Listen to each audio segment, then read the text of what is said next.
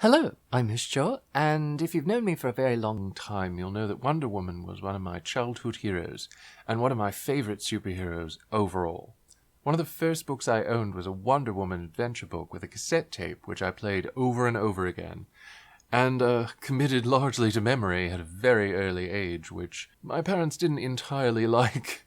In it, Wonder Woman fought the Cheetah, her nemesis, to stop her from hijacking an experimental aircraft known as the Dynasonic. I'll put a little link in the blurb to a video, but it is called Wonder Woman Cheetah on the Prowl. You can probably find it secondhand fairly inexpensively, although I don't know, after the release of the film, maybe it's more valuable now. Regardless, it's well worth checking out. That production for children's cassette tape in the 80s is not only a more coherent script with characters actually identifiable as Wonder Woman and her supporting cast, but it's also a more authentic experience of Wonder Woman circa 1984, or really anything circa 1984. It happened to be released in 1982, but not much about it super exactly dates it or anything. Unlike Wonder Woman 1984, which I will be calling 84 for simplicity's sake here, 84 is so set in 1984 that it incorporated the year into the title, but it's a pretty comprehensively inaccurate attempt at a period piece that doesn't need to be a period piece. And of course, like any retro piece that isn't very well researched and didn't need to be retro in the first place,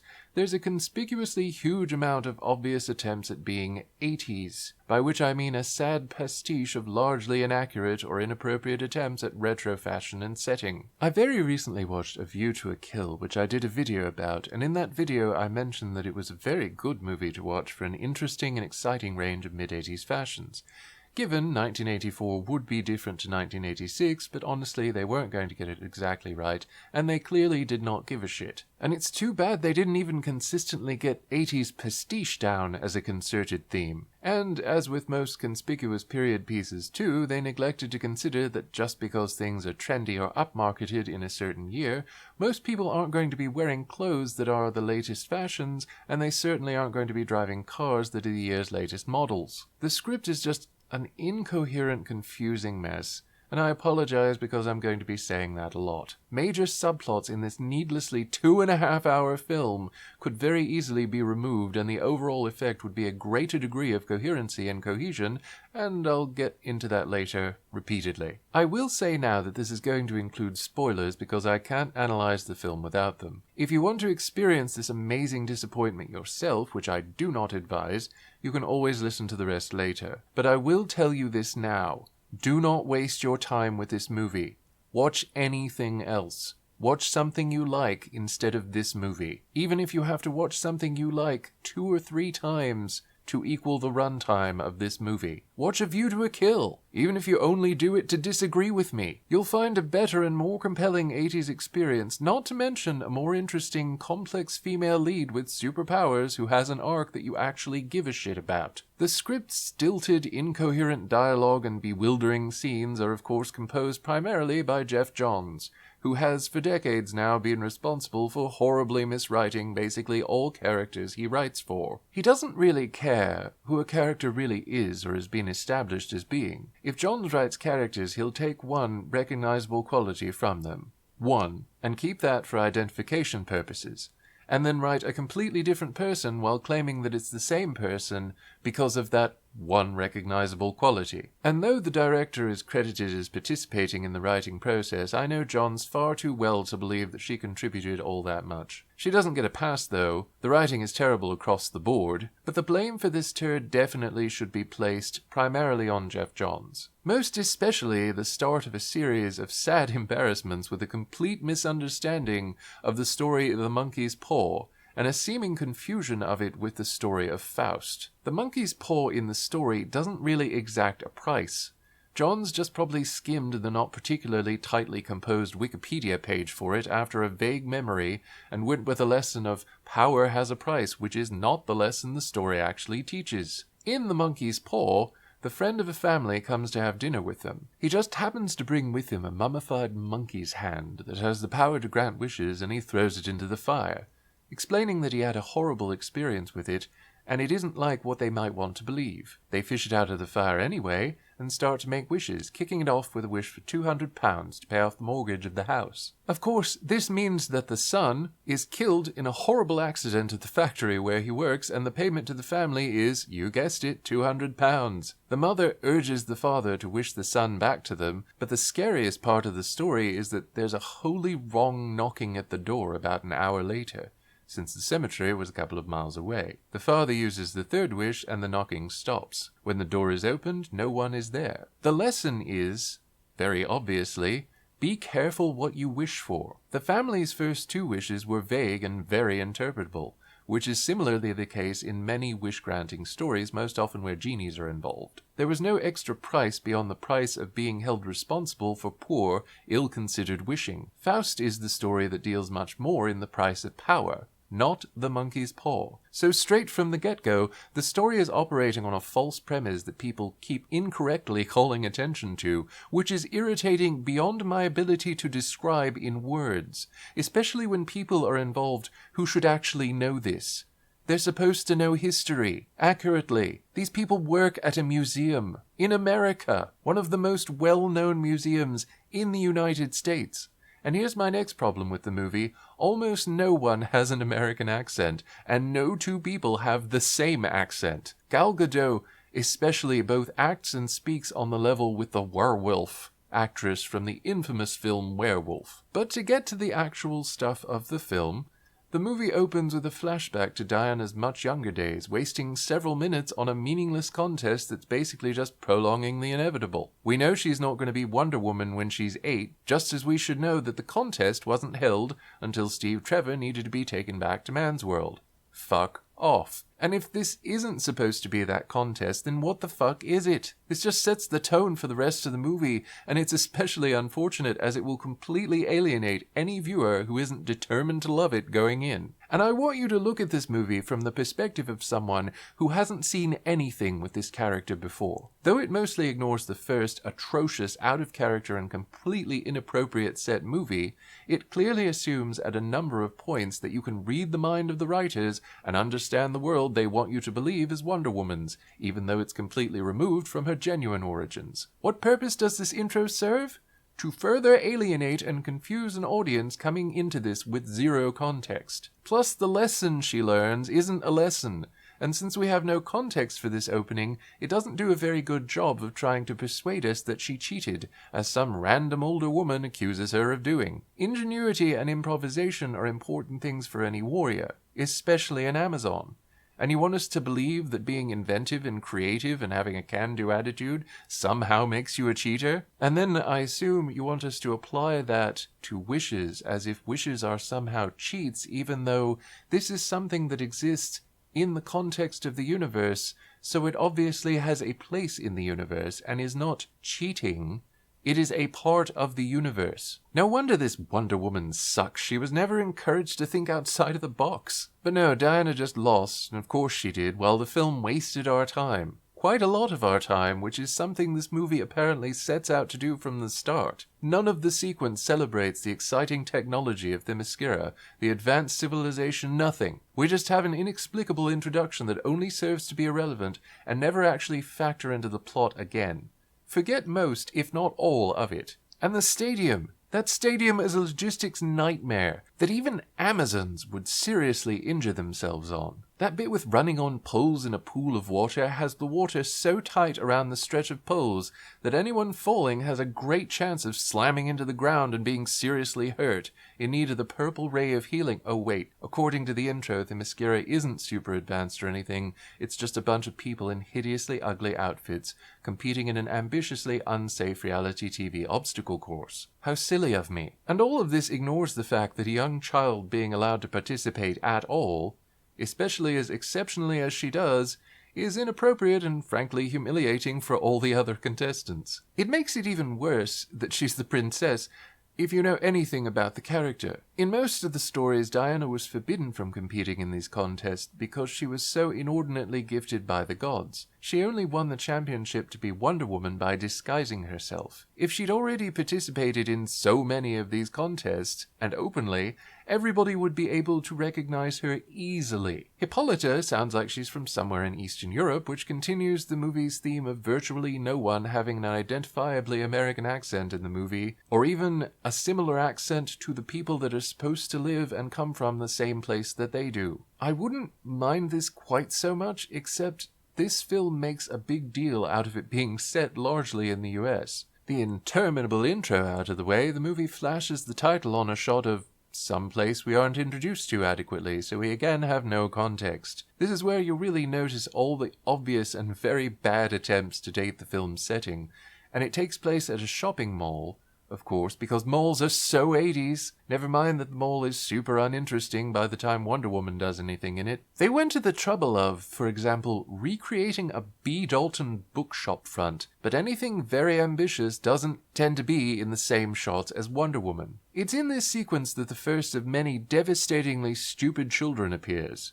I can't imagine that these characters in the film helped any young viewers to identify with the film or feel they're a part of it, because this is another theme of the film.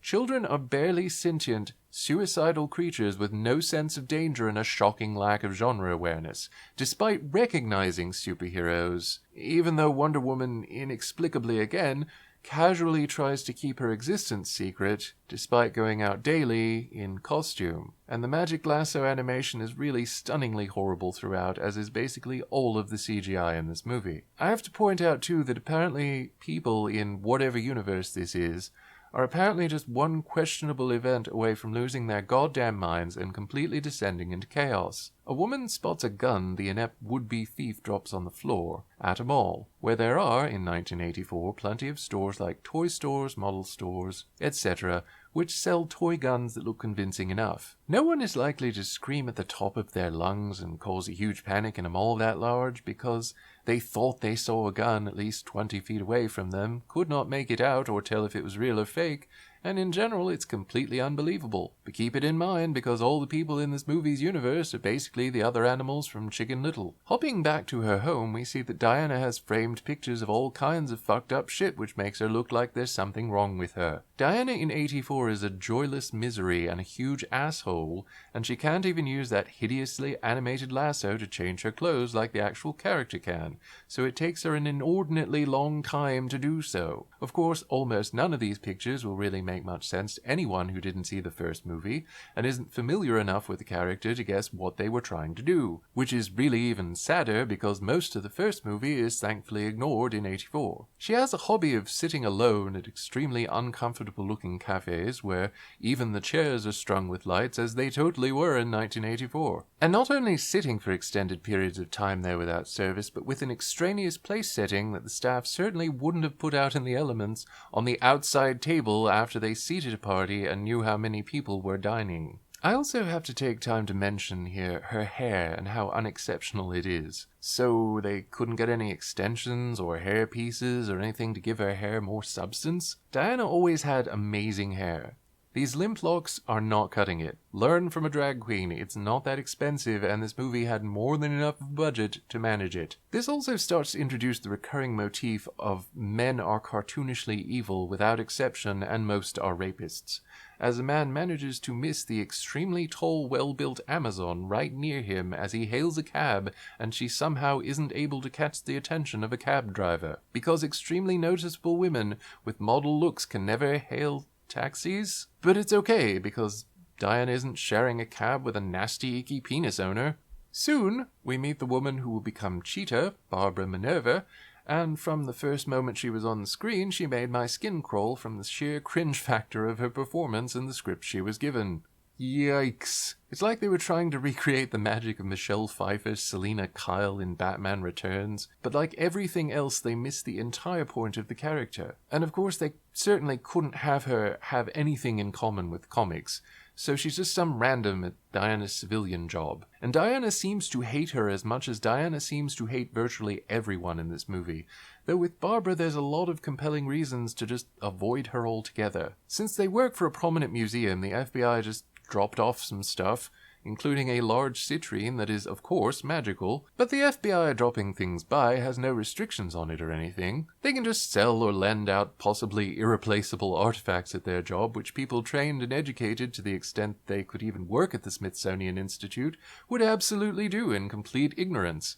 It's made of citrine, so it can't possibly be valuable. Certainly not for the craftsmanship that went into making it or the sheer age of the piece. Asshole. It's also great that they make the very basic Greek-Roman mistake, with Diana naturally reading Latin since she comes from an ancient Greek civilization. Have I mentioned the fashion sucks? Diana wears this pantsuit abomination that makes her look like a stick person. There's this Catholic schoolgirl meets 90s tropical print club hoe ensemble in the crowd, and almost none of the neckties are correct, nor are most of the cuts of the suits. Most of the men's fashion in the film is utterly uninspired, and of course not very true to the setting. And incidentally, Barbara's encounter with the hobo friend of hers has him with a blanket that is too new and fashionable. In fact, it's so new that the design on it is probably at least a couple of years off, so that's pretty amazing. It's about then that you start to realize the film is called Wonder Woman 1984, but Wonder Woman has barely been in it. We keep getting stuck with Barbara, and she's a terribly written character who also happens to be very poorly acted, probably because of bad direction and just being a horrible flat character who doesn't even have the simple elegance of a cartoon. Wonder Woman 1984! The movie that made the bold choice to have its titular character barely be in it. Not that I particularly wanted to see more of miserable Diana, who apparently hates everyone and treats them like garbage. When she meets Max Lord, who is, in a very Jeff Johns way, not Max Lord but has a vague connection and has a nosebleed in the movie once, she visibly hates him before even meeting him. Before he has even said a single word to her, and he has been nothing but nice to Barbara and tries to be nice to Diana, Diana clearly has made up her mind what she thinks about him. And she tries to be shitty with him and justify it like, oh, philanthropists prefer to remain anonymous so we can continue our work. But that's not how it works. Plenty of philanthropists are very visible, prominent people who use their fame to promote their causes. While there are plenty of people who support the arts and support museums through donations, most people who could be considered philanthropists have at least some measure of fame and notoriety. Max Lord wanting to put his support of one of the most famous museums in the world to good use is neither necessarily evil, nor very different to plenty of other people. But Diana acts like a giant douchebag and tries to justify it with blatant lies, after we're supposed to frown on lies, I guess, from what the movie has told us so far, even though lies weren't really involved in most of the situations we've had that beaten into us over. That said, however, Max Lord is played less subtly than Christopher Walken's brilliant Max Schreck from Batman Returns. Max Lord isn't Max Lord from the comics, and he plays it like a cartoon version of Max Schreck from Batman Returns. And I know I'm referring to Batman Returns a lot, but it is a second film in a series and it is comparable. Max is saddled with an unexplained son, an inexplicable accent, and personnel with similarly inexplicable accents. As I noted before, no one has the same accent. There's also a subplot that goes basically nowhere that revolves around his failed business venture and his relationship with his son. Then we get another needless, pointless subplot. Wonder Woman accidentally makes a wish at some point, and then later, Steve Trevor totally possesses a dude and overwrites his soul or something. Wow! So we got rid of him, which was a stupid idea to begin with, and now we're bringing him back in one of the most disturbing ways possible. This, too, is a recurring motif in 84. Ill-considered events that are given no gravitas whatsoever, but which are immediately disturbing. And you know that no one involved with the production picked up on this, despite it being utterly obvious on a casual viewing. This, too, is a problem. The way the film is composed, any casual viewer, especially one who started with this movie in the series, would have a hard time following it and figuring out what the viewers should be able to assume. It's a superhero film. It should be easy to understand and easy to follow,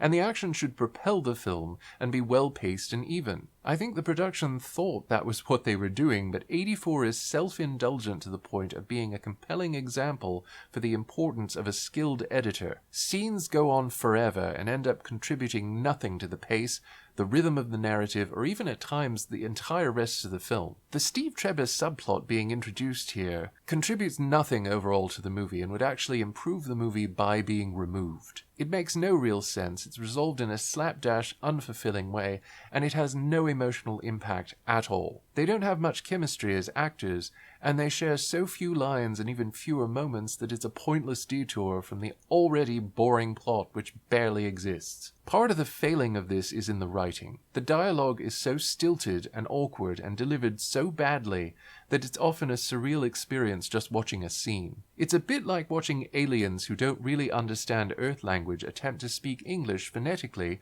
which they're reading off something that was translated mechanically. And then there are scenes like Diana wearing a bathrobe to a really cheap-looking Studio 54 imitation club, where she inexplicably meets Steve, the inhabiting spirit Steve, and is a total asshole to him until she figures out that it's Steve, and then she's a total asshole to him. She casually drops the absolute bomb on him that he's in 1984, apropos of nothing, when he died in who knows when, because that definitely wouldn't cause any trauma or anything. Hey, spoiler warning, Steve, it's fucking 1984, deal with it. Boom, bitch! Incidentally, not once is there any real angst over Steve having been dead for a while, nor is there any resistance to rolling back the wish. Diana doesn't seem to care, and Steve for sure does not. See, the thing is, in the comics, they did this kind of stupid shit all the time, at least when I was reading in the first run of Wonder Woman, which was, of course, running in 1984. After a while, Steve would get killed off, seemingly for good, because some writer had a big idea about making his mark. Then a few issues later, he'd be brought back in suitably dramatic fashion. It even got confusing for a while because of all the different ways he came back, and they started to get a bit tangled in the surrounding continuity. So I'm not saying that bringing Steve back in goofy ways isn't in keeping with the comic, but I am saying that it adds nothing to the movie and really just makes Diana look like even more of a callous asshole than she already did. And she was already horrible. My question is, why force Chris Pine to trade awkward lines with someone he has no chemistry with, especially when whoever did his makeup should be put to the fire? He looks terrible in this movie, and he's not an unattractive man, but he just looks so rough. The production did him absolutely no favors, especially visually. And the way they bring Steve back is just terrible and disturbing. And they make it even more disturbing in a directly subsequent scene where they talk about how great his host body is and laugh about it. And of course, during the course of the movie, Wonder Woman heroically essentially rapes the man because it's made clear that he has no control over what's happening with his body. Steve Trevor's in there, so it's okay to fuck him. Wow! It would still be bad if they hadn't, but they even go over it in explicit detail in a scene which calls attention to it. Exactly the wrong thing to do, again, in this movie of really poor decision-making. We do have a couple of the only decent scenes in the movie around here, though, with Barbara in the gym, in an amusing and actually relevant scene with little to no actual dialogue, and then a scene with Steve playing dress-up with Diana and them having a moment. For which, as usual, they have no chemistry, but it's cute seeing Steve in a bunch of ridiculous, not from 1984 outfits, and having a very obvious dick outline in one pair of pants he keeps on for far longer than most would. But don't get distracted. Even though he's pretty, we aren't supposed to like any male character in the movie. Men are bad, remember, even though we have no context for this attempt at a point either, so Diana still seems like a huge asshole basically all the time. And Steve seems to have been pretty damaged. When did he supposedly live and die again? Because aside from Diana totally dropping the bomb of him being in 1984 like it was a conversation about the fucking weather, she also exposes him to modern art, which existed long before the 80s, escalators, which were invented in the 1800s and started to be put into use in the 1890s, and of course trash cans, which are not that hard to figure out. There are some things I will admit that would probably seriously traumatize some people from a distant enough time period, but things like garbage receptacles should be pretty straightforward and easy to figure out. Steve may be from an unstated and indeterminate point in the 20th century, but he's not an idiot. And he flies a fairly modern, but still kind of primitive for the time the movie is set, plane with little problem. And this is where getting the setting wrong in the first movie really becomes especially problematic. Despite the photos we saw earlier in the movie, Steve only works in this capacity if he was, as he was originally conceived, a pilot from World War II. If you happen to know a lot about the World Wars and comic books, and there are not a lot of people who know anything about World War I at all, to say nothing of also being fans of comic books, you will know that airplanes during the First World War are drastically different than the technology progressed to during the Second, and their roles in the conflicts were drastically different too. Did it really have to be this complicated, though? Could they not have just, I don't know, found a descendant or a doppelganger, or, actually involved the Greek gods for a bit, for more background and development of the setting? Did they have to really do the very four-stage thing they did, and simultaneously ignore the fact that they basically overrode a man's entire being, violated his body, and then left him randomly in an alley? But enough of that. We need more scenes of Diana being a total shitlord to everyone. And again, if you consider virtually any event in the movie from anyone else's perspective than Diana's, she comes across as a total piece of shit. People are treated really poorly, abused really, for just not magically knowing what she wanted them to know, or just assuming something that she never communicated once. We also find articles that are clearly not from the United States because of their spelling of the word artifact, in the more international way with an E, which is especially curious since these articles are found in the US and very soon after the event took place it's writing about. And really, who outside of the city, or maybe if you stretch it, the country, would even give a single copper-coated fuck about some artifacts that were stolen but recovered? And Wonder Woman's plan for all this is, inexplicably, to steal an airplane. Or more accurately, to deceive Steve into stealing it.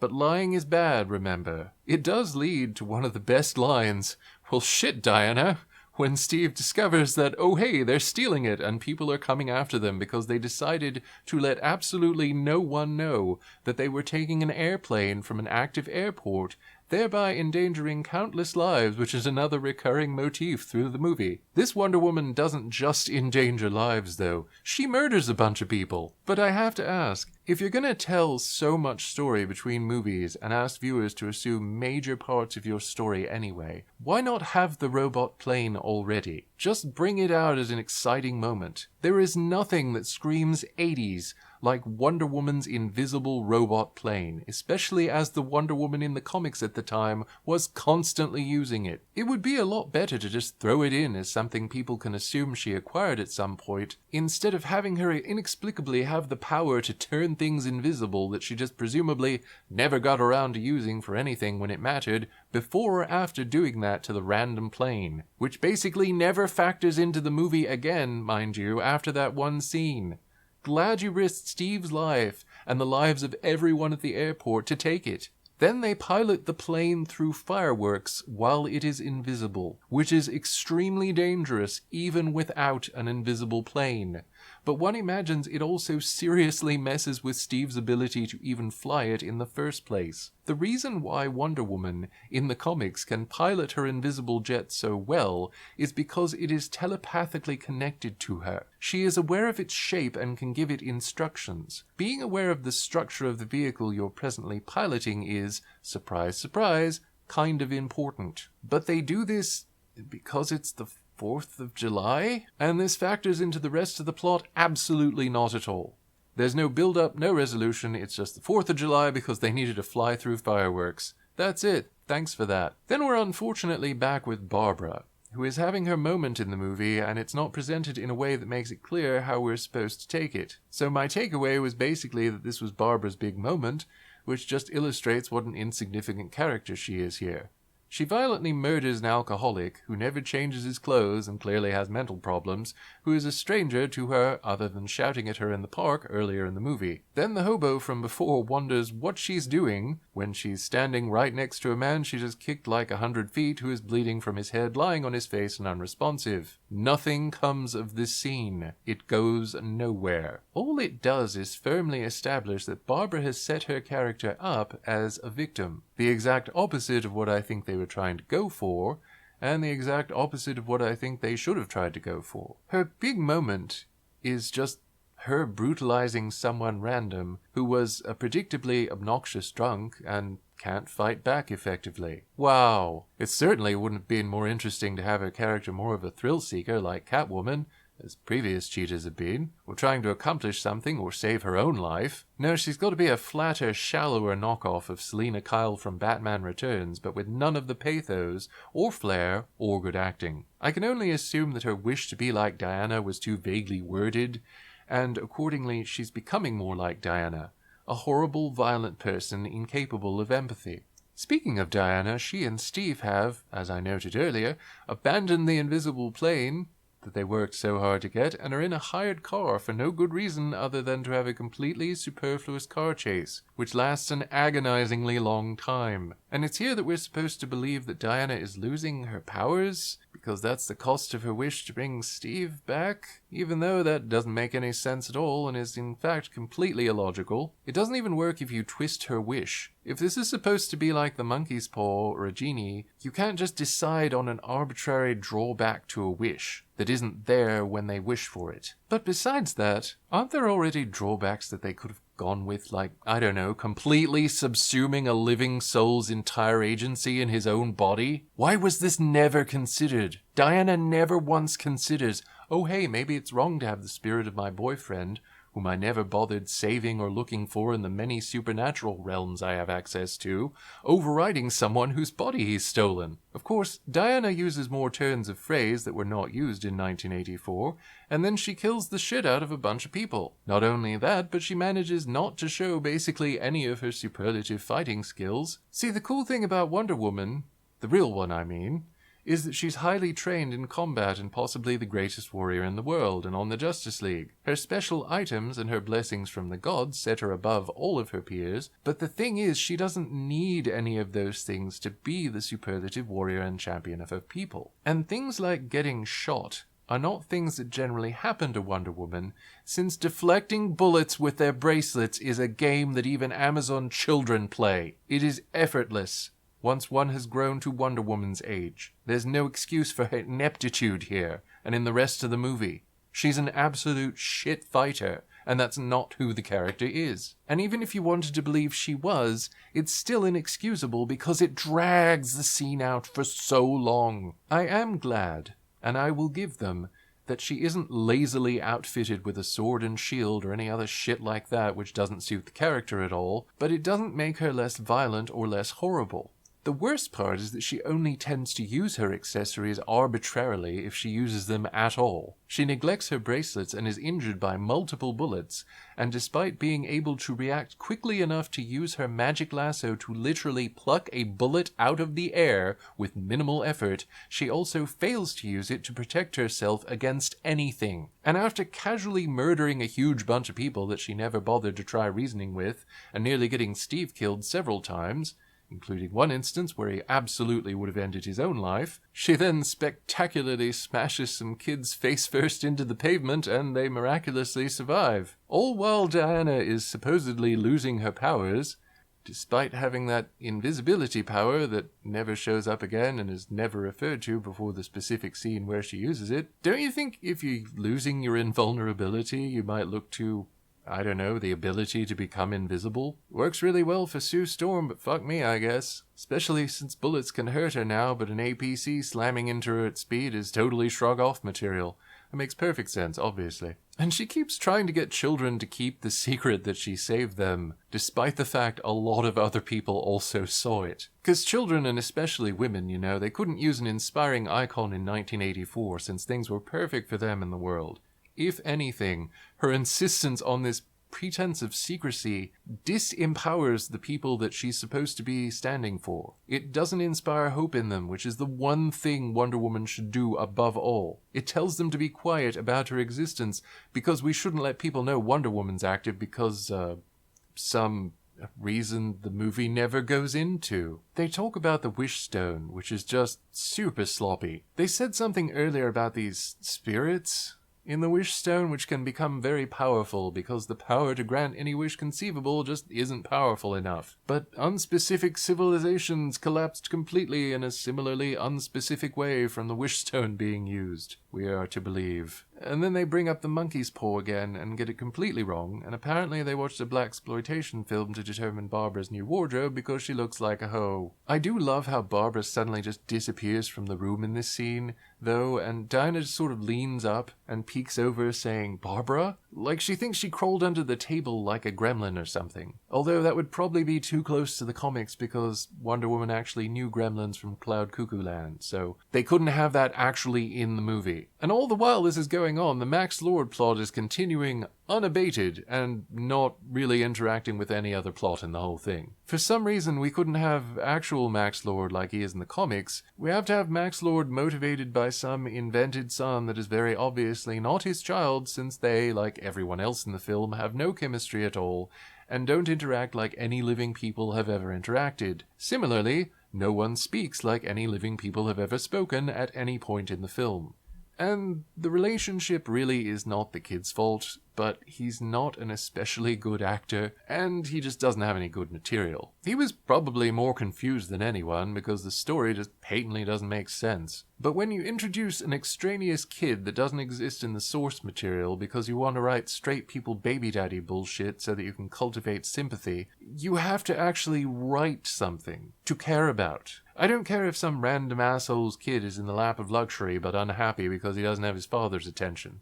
Give me something to actually make me care about this situation. I don't care about people who have a kid just because they carried out a biological function, especially when the script is bad and the acting doesn't make up for it. To be fair, though, it shouldn't have to. Of course, by this point, chaos has just started to just take the country, despite the fact that not much has actually happened to provoke this reaction. And since the movie is an incoherent mess, it doesn't build up to this and it comes out of nowhere, suddenly escalated inexplicably, and then, dear God, we have the cringy, hideous attempt at half-assedly impersonating political figures of the time. And the only thing they're worse at than acting is actually resembling in any way the people they're supposed to be. It's also remarkable that politics aren't really addressed in the course of the story, except in the most superficial way, with imitation politicians who never address anything you'd think would be relevant to Wonder Woman and her struggle. Max increasingly looks like he was forced to blaze a bong between scenes and then given a little crocodile because his face starts melting off. Sort of. Again, for no really coherent reason, just as he figures he can wish his health back by taking bits out of people's wishes, because that makes sense and wasn't at all vague and never adequately outlined by this needlessly and pointlessly complicated script. And at some point Barbara, who has been helping Diana this whole time, both figures out she's Wonder Woman and turns on her. This is extremely sudden and abrupt, and when they fought soon after, it was really disorienting and confusing.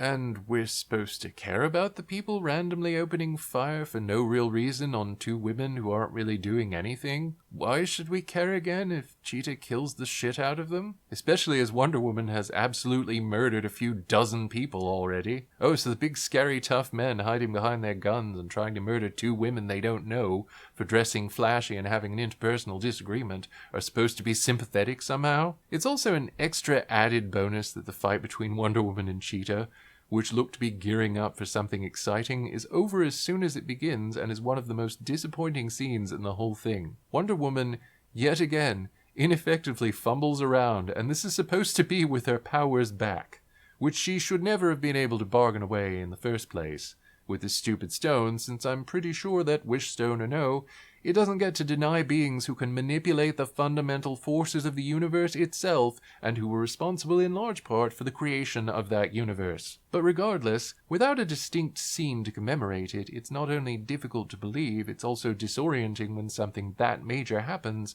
and is rushed along in an already unbelievably protracted story. When did things get so bad that chaos is spilling out into the streets? When did Cheetah figure out that Diana is Wonder Woman? When did Wonder Woman figure out that Barbara was Cheetah? Again, to reference Batman Returns, the scene where Bruce and Selina figure out that the other has an alter ego and that they have clashed is one of the most emotionally moving and affecting scenes of the entire film. And most of the rest of the film builds up to that moment.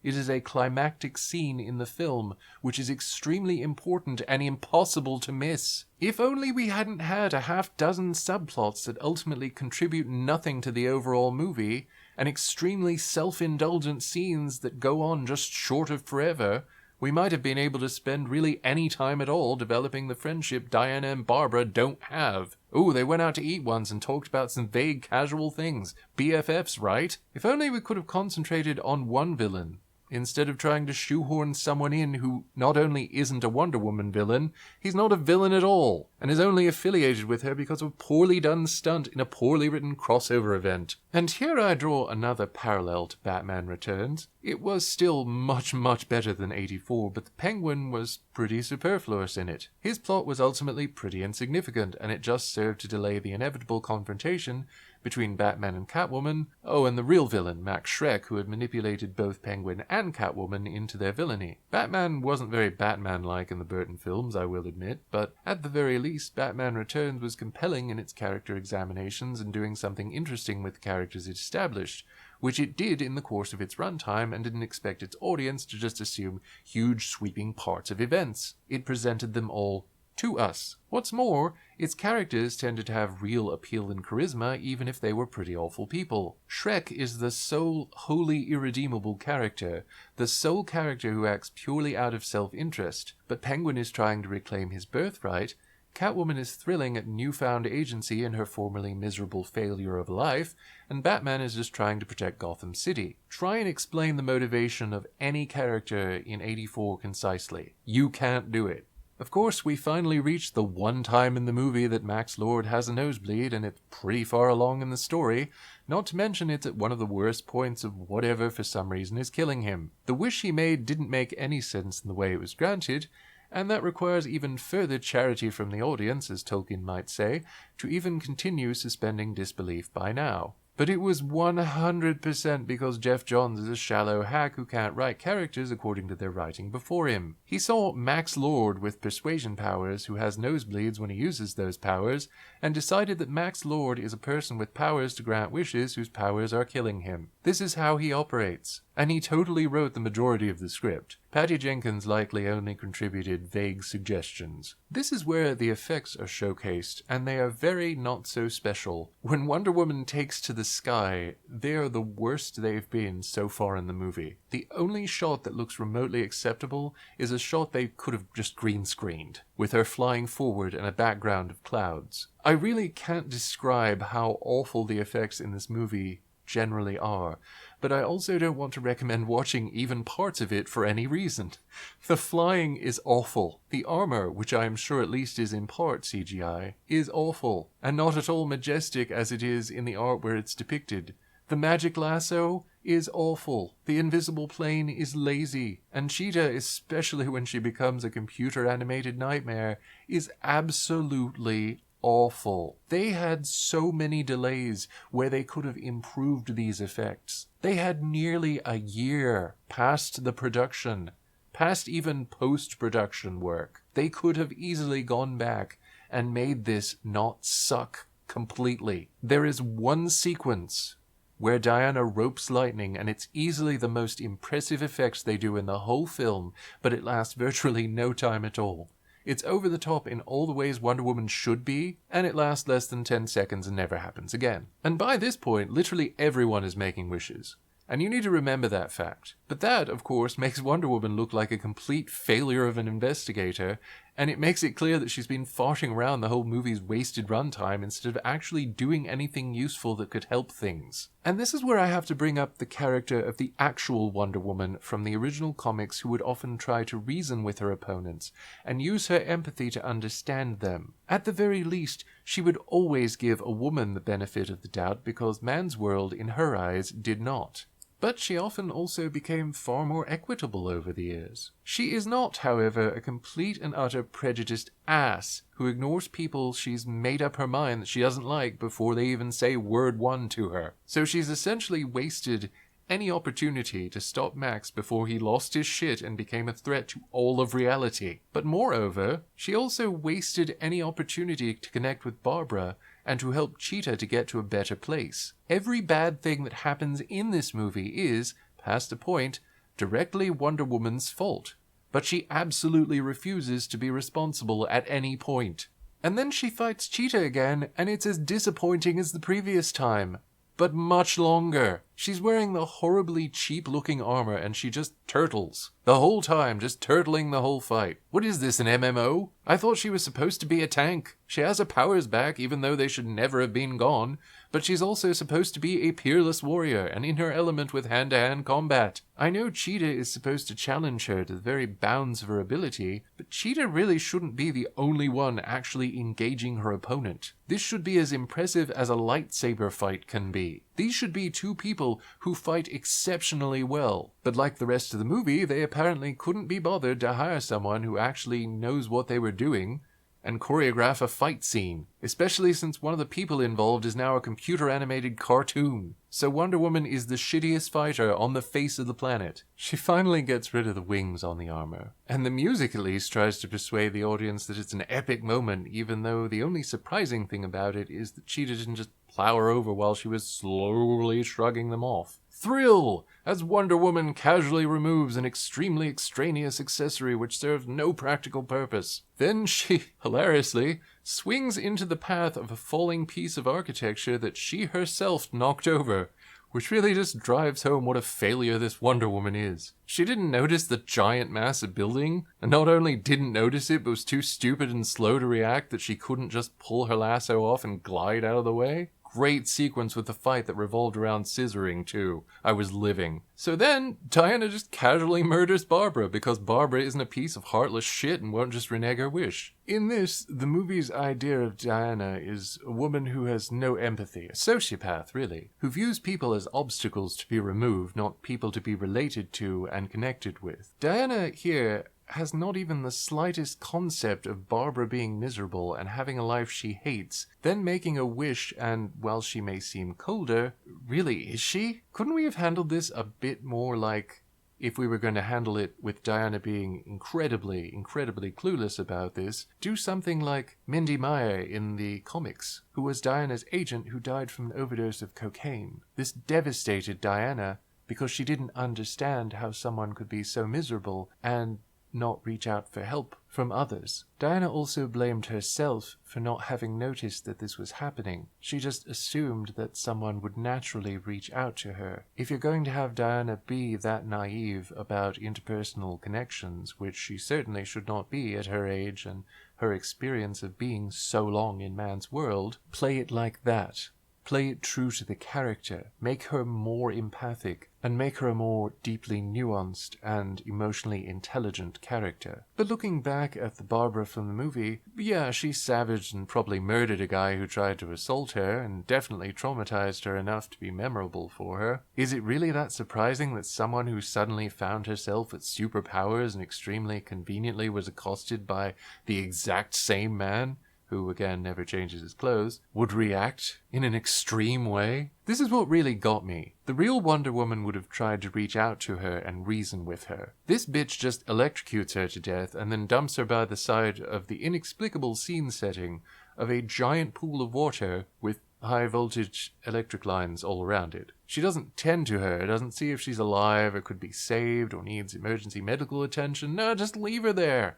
She didn't want to go back on her wish. She's obviously not worth saving, right? Certainly not the admirable hero who overwrites a random stranger's soul, violates said stranger's body and mind as well as his soul, then casually banishes her supposed lover back to the hereafter without hesitation. That's iconic Queen stuff right there. Then there's a whole mess of nothing. Wonder Woman 84 struggles through a situation that the real Wonder Woman would probably take a handful of panels on a page to get through. Then she uses her magic lasso to mind rape Max into giving up his power and stopping everyone making wishes. Because that's how that works, and it's not at all anticlimactic and incoherent like the entire rest of the fucking movie's runtime. Funny, but not in a ha-ha way, how it becomes clear that no one knows how to write someone in the spirit of the ancient Greeks, who valued intellect and wisdom ideally, as well as greatly esteemed the virtue of peace. As I mentioned earlier, I'm glad they got rid of her completely superfluous weapons that so many unimaginative writers who don't understand the character love to stick her with. But she could have just used her lasso at any point in the fucking movie to resolve most of the problems that came up and cost people their lives. Could she not? have just used it to help Barbara out of her situation, or at least compelled her to rescind her wish? She does it not long after that to Max. Wonder Woman isn't the kind of person who kills lightly, or even endangers people lightly. And you see that they knew that because they had her go to trouble to rescue people several times, most notably in the fight where the psycho gunman opened fire on two random, obviously unarmed women. So she'll nearly get herself killed to save some assholes who'll gun down strangers for no real reason, but she'll murder the fuck out of you if you don't agree with her way of doing things. They didn't even have a real debate. Earlier in the film, Barbara firmly rejects the solution of them retracting their wishes, and Diana agrees and goes along with it. But she doesn't talk with Barbara and doesn't seem to even think about her emphatic rejection of the suggestion. If she had even paid the slightest attention, she surely would have noticed what was happening to Barbara, a supposed friend, and maybe, just maybe, she could have prevented that from happening. But as she was inevitably going to become Cheetah anyway, why not just use your fucking magic lasso to make her stand down? Was it because she'd have to leave it around Cheetah, and then she couldn't use it to mind rape Max? It's times like this I feel the need to point out that Max Lord has superpowers of telepathic persuasion. He didn't need to be a wish stone person thing. Wonder Woman could have and should have just confronted him and persuaded him that he was misguided and endangering his son, whom he had neglected. Or, you know, if they absolutely had to have another villain in the movie, why not, an actual Wonder Woman villain, like Dr. Psycho, who is popular and recognized right now due to his appearance on the Harley Quinn series. Or Dr. Cyber, a terrifying and capable woman. Or Angleman. In fact, why was this not Cheetah and Angleman together? That would have been a fantastic movie. Have Angleman clashing with Wonder Woman throughout, and then at the end she gets a shock when her buddy Babs is revealed to be none other than the Cheetah, and she had been working with Angleman the whole time, or something like that. It takes less than 30 seconds for anyone even vaguely familiar with Wonder Woman and her story to come up with a better idea, largely because Jeff Johns and Patty Jenkins know who Wonder Woman is about as well as they would know any person they bump into off the street. And I'm pretty sure they would treat both people exactly the same. It brings to mind a comment about the similarly horrid movie The Girl in Gold Boots. When discussing the two main characters in it, one critic posed the question, which of these two is worse at their chosen art form? Indeed, which of these two is worse at what they have chosen to do in life? It's a close race to the bottom, but they're both ambitious at being the worst. So then we see Diana not being a total piece of shit to some random guy on the street.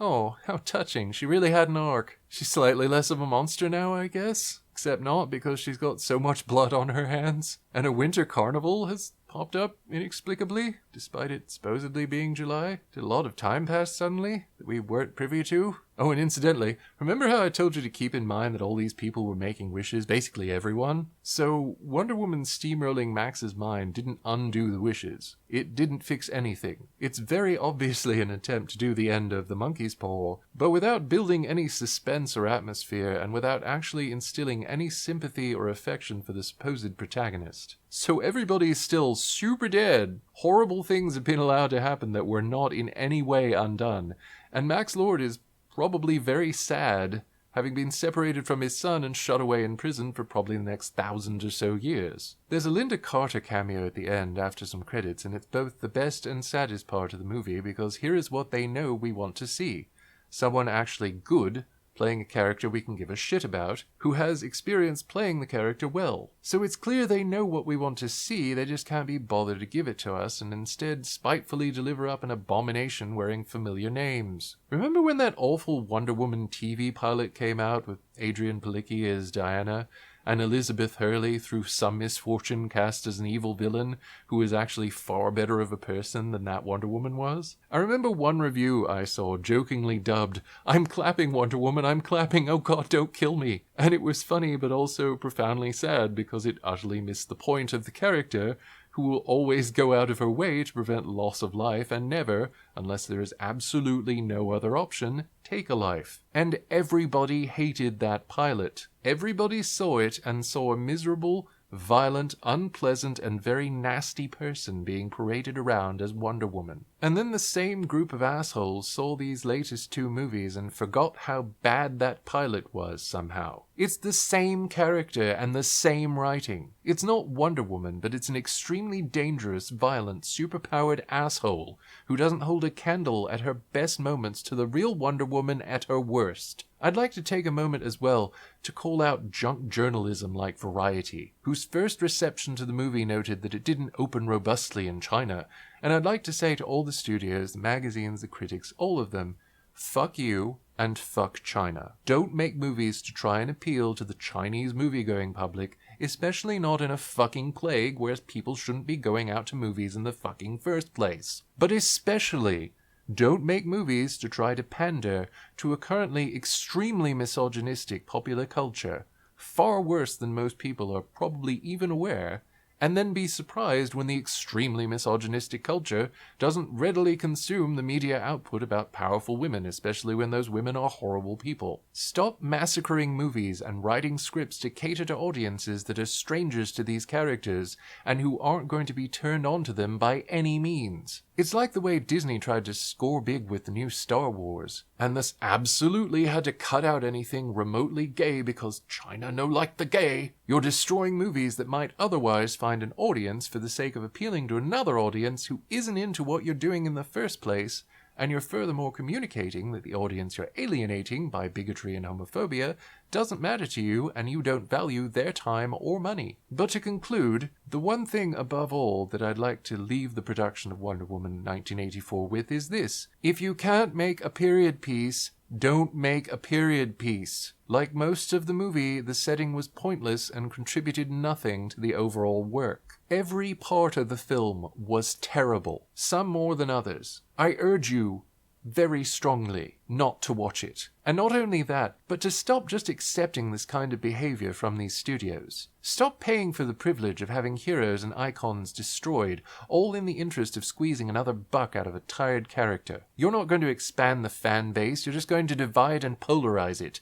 And the character is ultimately going to suffer. This is why superhero comics, and especially Marvel and DC, are fading. And while once upon a time I would have desperately done everything I could to keep them going, I think it's time to let go. Because at the time, when I was very much into comic books and superheroes, I wished desperately that everyone could appreciate them as much as I did. I wished so much that everyone could be into superheroes, just as I wished for the show Doctor Who to be returned to me. And I saw how that one ended up too. The lesson here is as applicable in real life as it is in the story The Monkey's Paw, if you don't miss the entire fucking point of the story. And that is, be careful what you wish for. It's clear that supposed writers can't even understand how to write characters as straightforward as Superman, and they certainly can't handle Wonder Woman. It was a mistake for them to try. If they can't even get Batman right, what hope do they have of people with actual powers and superhuman experience? 1984 was not a good year. Revisiting it this shoddily just makes it worse in retrospect. To the entire production I say this: go fuck yourself with a cactus.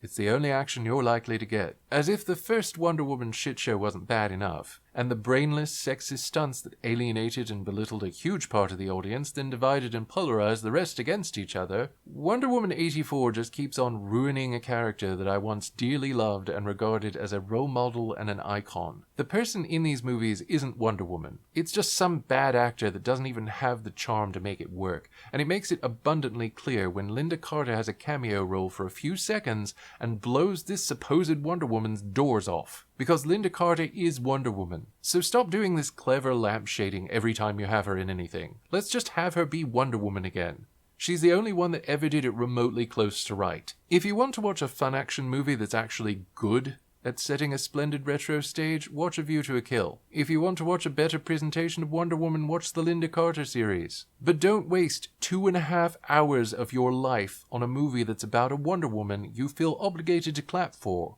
Because if you don't, she'll murder your entire family. You're welcome.